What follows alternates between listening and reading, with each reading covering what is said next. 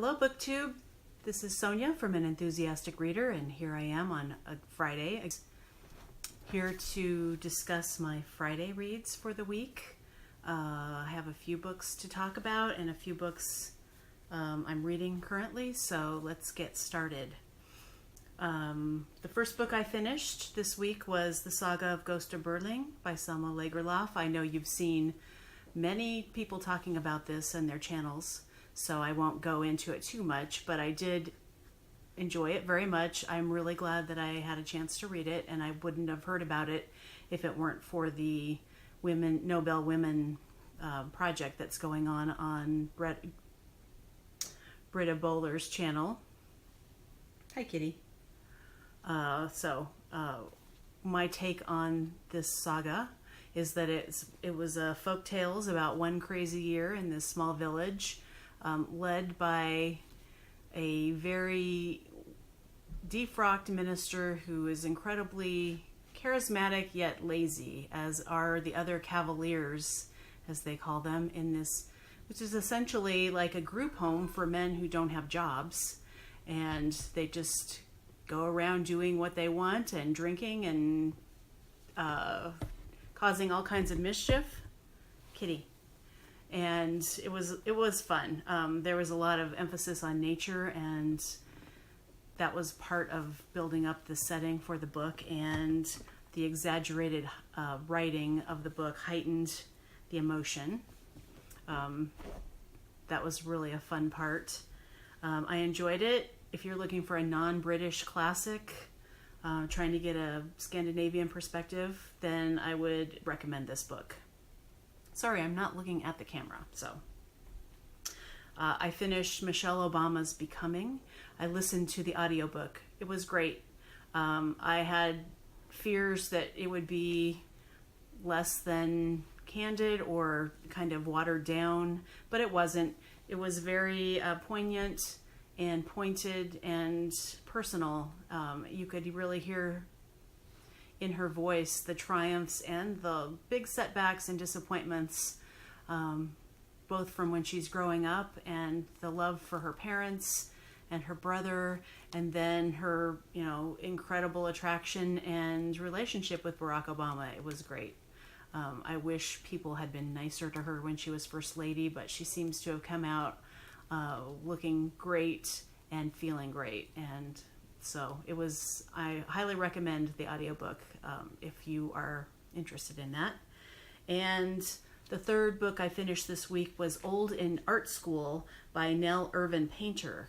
She was a noted historian, wrote a number of well-reviewed and well-researched books about history and race, and then she decided in her 60s that she wanted to become an artist, and so she goes to undergrad and gets an MFA in painting.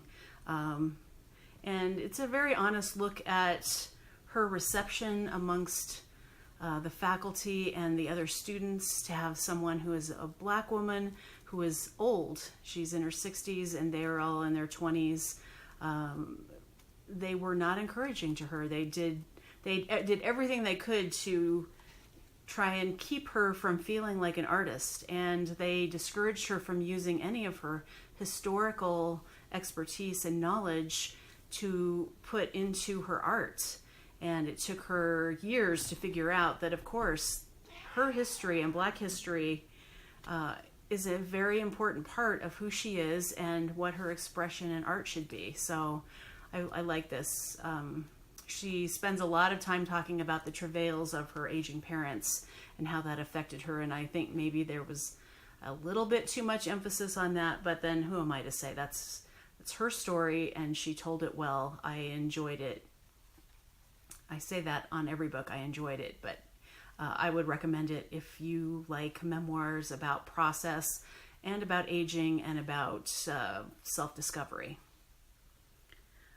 The downside for that book for me was that I read it on my Kindle, and so all of the art examples that she included with the text were just kind of a muddled gray mess. And even when you hit the magnify button, I couldn't really see detail or any of the depth of color or the painting. So read it in a print book or read the Kindle book on a color machine.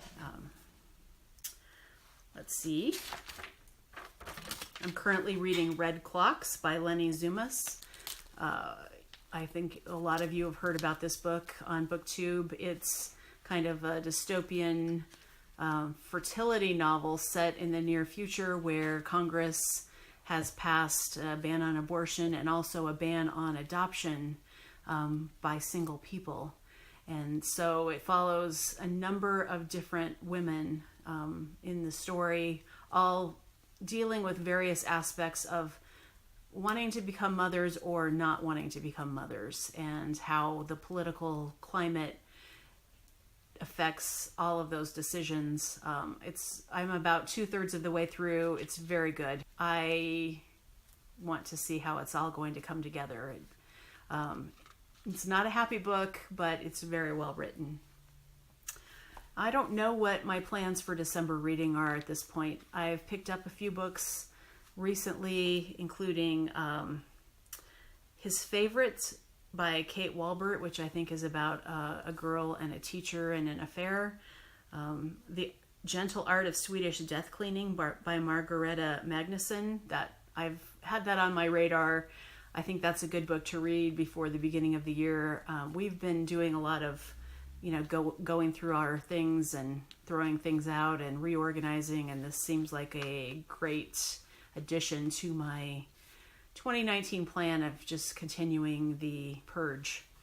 And I have picked up The Hazards of Time Travel by Joyce Carol Oates. I heard a good review of that. Was it Eric Carl Anderson who reviewed it? Now I can't remember.